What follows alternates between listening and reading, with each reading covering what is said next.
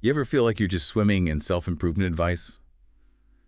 Scrolling, listening, reading, Mm. but somehow you end up feeling more overwhelmed than anything. Oh, absolutely. Like you're drowning in tips, but not actually, well, getting anywhere solid. Exactly. Hmm. So today, we're doing something a bit different. Right. We're going to really dig deep into just one specific piece you send over chapter 7. Right. And it's all about that journey, moving from feeling kind of stuck, maybe self-sabotaging, towards really getting a handle on things, achieving self-mastery.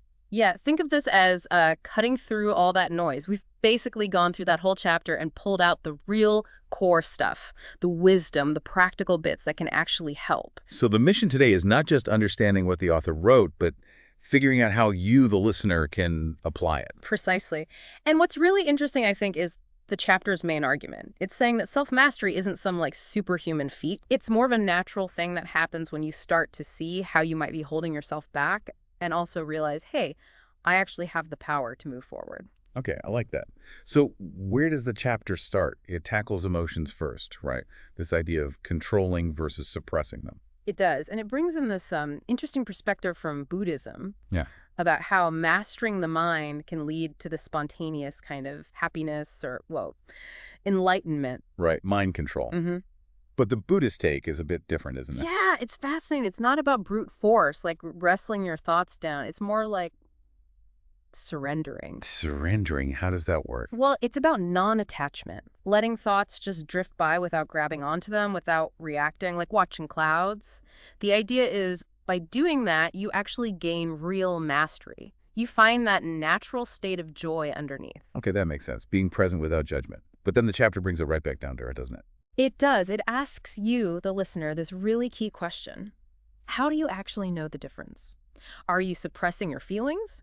Or are you controlling your response? Because sometimes they can look pretty similar from the outside. Yeah, I can see that. Like Yep. the examples that give someone cutting you off in traffic, or maybe your partner says something that just, phew. Or that annoying coworker, yeah. We've all been there. You might choose not to yell or snap back, but why? Is it a conscious choice or are you just stuffing it down? That's the critical difference. Suppression, the chapter says, is mostly unconscious. It's like automatic denial. You just ignore the feeling, hope it vanishes. But it usually doesn't, right? It pops up later, Uh, maybe as an outburst about something totally unrelated. Exactly. Whereas control Yeah. is conscious. You feel the anger, the frustration, you acknowledge it, Hmm. and then you decide how to act. And the author uses this really smart analogy, confirmation bias. Oh, how so? Like, just as your brain looks for proof of what it already believes, suppressed emotions can kind of unconsciously skew how you see things, how you react, without you fully realizing it. Wow, that's a really powerful way to think about it. So controlling emotions isn't about stopping the feeling itself, because feelings, they come and go. Exactly. Emotions are temporary. The chapter really emphasizes that controlling emotions is actually about controlling your behavior, your actions. That's what has the lasting impact. You feel the anger, but you choose not to escalate the argument. You own the response. Precisely. You acknowledge the feeling, but you're in the driver's seat for the behavior. And from there, the chapter kind of pivots to defining mental health in a really useful way. Oh, yeah.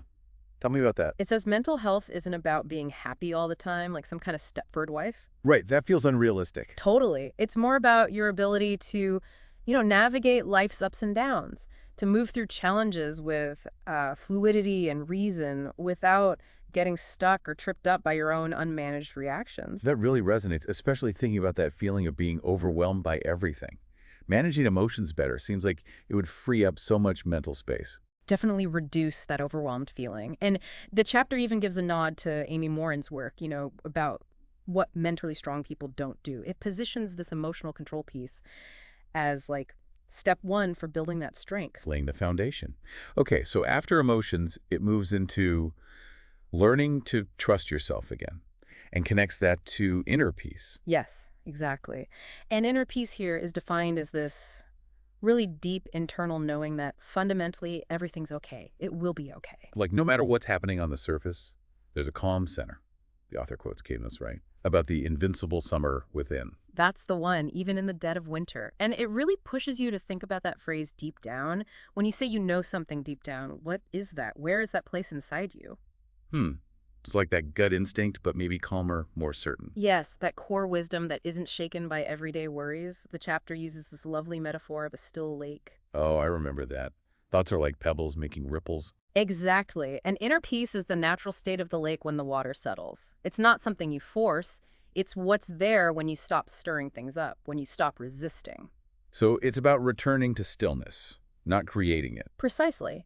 And for someone looking for those aha moments, this inner wisdom, this stillness is presented as the source of real insight. Okay, so building on that inner peace idea, the chapter then looks at goals, right? And questions just aiming for happiness. Yeah, it argues that chasing happiness alone can be, well, problematic. It's fickle, often tied to external stuff, achievements, money, relationships. And you end up on this treadmill always needing the next hit of joy. Exactly, and always shadowed by the fear of unhappiness. It's that duality.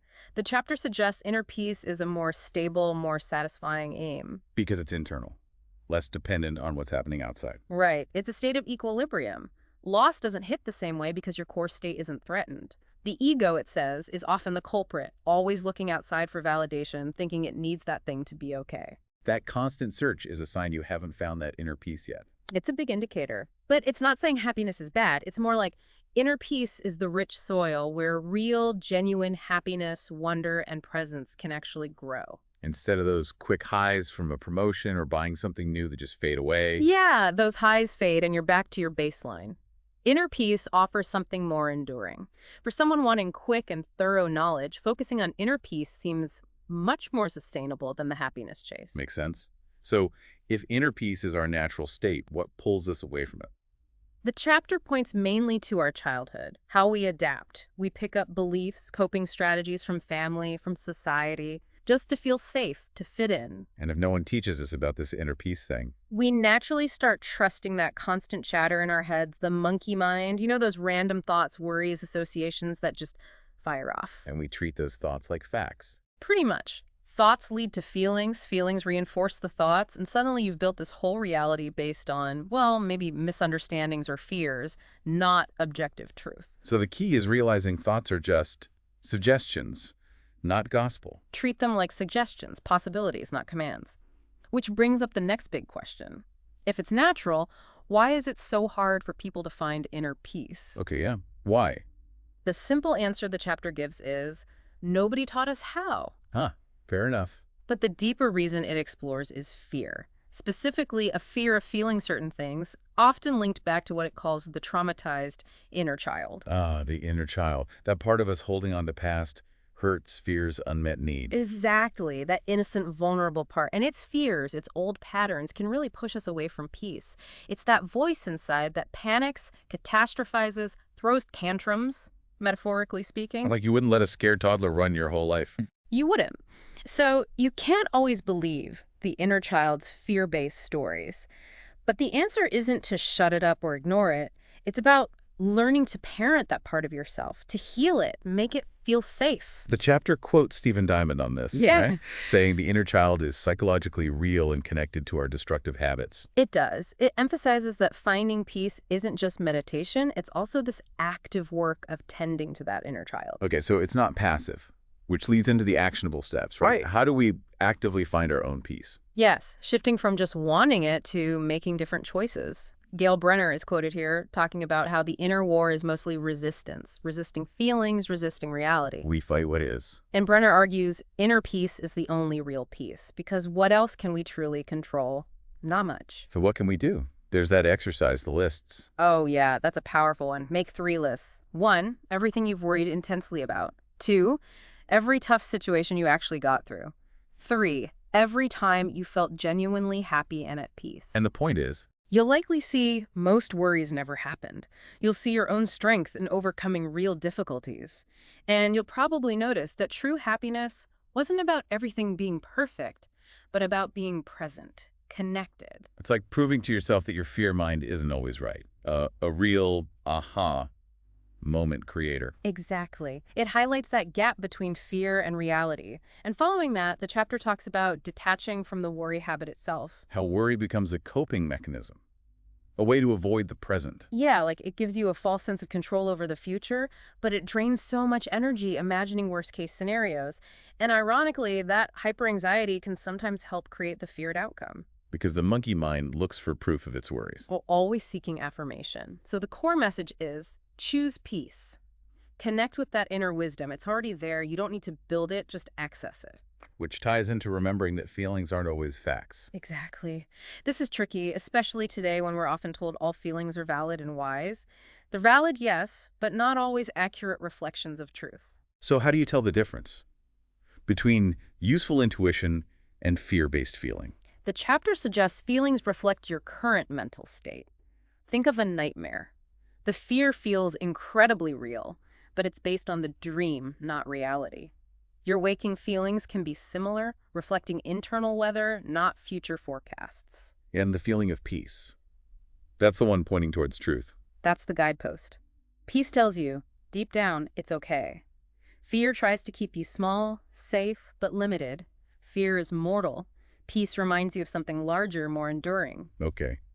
That distinction is crucial. Now, the chapter gets really practical with strategies for becoming mentally stronger. Yes, and importantly, it frames mental strength not as a fixed trait, but a skill you practice and build, often through challenges. Like a muscle. So what are the steps? The first one is get a plan. Right. Having a plan for things you fear, finances, job loss, relationship issues, reduces anxiety because you know you have a course of action. It lets you be more present now. That makes sense. It gives you a sense of agency. What's next? Humble yourself. Basically, get over the idea that everyone is constantly watching and judging you. Most people are too busy worrying about themselves. Exactly. It should be liberating. Then, ask for help. You can't be an expert at everything. It's smart, not weak, to outsource or get support where you need it. Good reminder. What else? Know what you don't know and stop false dichotomous thinking. That's about avoiding that black and white either trap. Like, if I lose my job, I'm a total failure. Or, if this relationship ends, I'll be alone forever. Precisely those kinds of illogical leaps. Anxiety loves those extremes. Then stop trying to be psychic. Trying to predict the future just makes you anxious and takes away your power in the present. And can lead to self-fulfilling prophecies, right? Often does. Next, a big one. Take responsibility for your outcomes. Yes, all of them. Focus on what you can control. Your effort, your reactions, your learning. Don't be a victim. Own your part. Okay. Then, learn how to feel better by processing complex emotions. Strength isn't being numb or always happy. It's being able to handle the tough stuff. Grief, anger, fear, without getting stuck or burying it. So you become responsive, not reactive. Exactly. Then, forget what happened and focus on how you will make it right. Learn the lesson, then let the past go. Focus energy on creating what you want now. Don't get stuck in shoulda, coulda, woulda. Right. Also, talk it out. Seriously, verbalizing helps. With a therapist, a friend, even just journaling. Get it out of your head. Good advice. Keep going. Take your time. Growth is gradual. Small, consistent steps build momentum. Don't try to overhaul your whole life overnight. Avoid shocking the system. Makes sense. Then, take triggers as signals. See them not just as annoyances, but as signposts pointing to wounds that need healing, opportunities for growth. A reframe. And the last one for mental strength. Honor your discomfort. Discomfort isn't always bad. Often it means you're growing, stretching. It's feedback. Listen to it. Maybe it's time for a change. Wow, that's a really comprehensive toolkit for mental strength. Viewing discomfort as feedback is powerful. It really is. Life as a feedback mechanism. So after building strength, the chapter moves into actually enjoying life. Right. Which seems like the goal, but isn't always easy. Right. Everyone says enjoy life, but how? Especially if you're stressed or hurting. The chapter points out that just relax is useless advice when you're in survival mode. Yeah, it can even feel dismissive. Totally. The first step might just be getting back to neutral. Trying to force happiness when you're miserable often just makes you feel worse. Like you're failing at being happy too. So what's the advice? First, maybe counterintuitively, stop trying to be happy. Stop trying. Yeah. Happiness is allowed, not chased. It's often the natural state you return to when you stop fighting other feelings and just allow them, process them. Okay, allow it, don't force it. What else? Arrive into the present. This is huge. Anxiety lives in the future, depression in the past. Happiness is right here, right now. Focus on today. One day at a time. Sounds simple, but hard to do sometimes. It takes practice. Then stop trying to assert dominance. It references Hygge, the Danish idea. True connection and enjoyment come from equality, sharing, not trying to impress or one-up people. Be equals. Ah, Like that. next. Lean into the little joys when you find them. Appreciate the small stuff, good coffee, sunshine, a nice moment. Happiness isn't just big highs. Find joy in the ordinary. Exactly. And nurture positive relationships when you have them. Quality over quantity. Invest time in people who lift you up, who you genuinely connect with. Choose your circle wisely. Definitely. Also, learn something new as often as you can. Stay curious. See life, even the tough parts, as a teacher. Keep growing and see challenges differently. Yes, see challenging times as opportunities for transformation. Happy, resilient people adapt. They find the growth in the struggle. Life is change. Embrace the evolution. And be aware of what you give your energy to. Your focus matters. Thoughts you feed are the ones that grow. Be mindful of your mental diet. Where attention goes, energy flows. Got it. 2 more practical ones. Schedule time to do nothing. Just be. Rest. Embrace boredom even. Counterintuitive in our busy world, but vital. Unplug. Recharge. And finally, schedule time to play. Remember being a kid. Do something just for fun, for creativity's sake, with no goal other than enjoyment. Reconnect with that playful side. That's a great list for actually living more fully. It really covers a lot of ground for shifting perspective towards enjoyment. Okay, so bringing it all together, the chapter culminates in this idea of becoming a master of yourself. Yes. And it starts with reframing your past. Seeing hardships not just as pain, but as gifts. Pivotal moments that forced growth, shaped who you are. Turning scars into strengths. Kind of. And embracing radical responsibility. Understanding that even for things seemingly outside your control, your response is key. That determines the outcome for you. Most people don't realize how much power they have in shaping their experience. The chapter suggests most are unaware they're creating the waves in their own life. Mastery is realizing you have this innate ability to navigate challenges. It calls it life's ultimate calling. And all those years of feeling uncomfortable or stuck. That was your inner self nudging you, saying, hey, time to transform. The chapter urges you to claim it, create it. Your healing, your mastery has ripples. It affects everything. And that final image. Yeah. The mountains. Yeah, looking back, those huge mountains you climb start to look smaller, further away. But the most important thing isn't just reaching the peak, it's who you became while climbing it. That lasts. That really brings it home, a powerful conclusion. Absolutely. So wrapping up this deep dive into Chapter 7, the core message really is about understanding your own power. Moving from self-sabotage to self-mastery isn't about finding a magic bullet. It's about conscious choices, how you handle emotions, what thoughts you give power to, the actions you take. It's internal work. Exactly. It's about recognizing and using the power you already have to shape your life intentionally. And I think we've really covered the ground here. All the main ideas, the stories, the insights, those practical examples from Chapter 7. We didn't skip anything. We definitely dug deep into the whole chapter, which leaves us with maybe one final thought for you, the listener, to chew on. Okay, let's hear it. Think about a mountain you're facing right now in your life, a big challenge, something difficult. What if the most valuable part isn't just getting over it, but the actual process? Who are you becoming as you climb? Maybe that's the real summit. The journey being the destination, in a way. That's a great thought to end on. It reminds us that this is ongoing work. Self-discovery never really ends. Hopefully these insights give everyone listening a renewed sense of possibility on their own path.